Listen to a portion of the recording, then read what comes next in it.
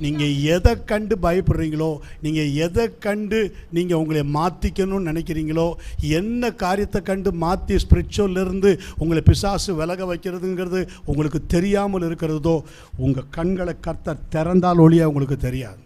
உங்கள் கண்கள் டார்க்கண்டாக இருக்கிற வரைக்கும் உங்களால் எதையும் பார்க்க முடியாது. நீங்கள் செய்கிறது தான் கரெக்டுன்னு இருப்பீங்க. ஆமென். புரியுதா உங்களுக்கு? Bartimaeus is the blind. Amen. அவனுடைய கரத்தில் இருந்தது என்னது? The blind coat. அவனுக்கு தெரிந்ததெல்லாம் என்னது? மணி மணி மணி. ஆமென். ஹல்லேலூயா. ஆனால் அவன் இருந்த இடம் எது?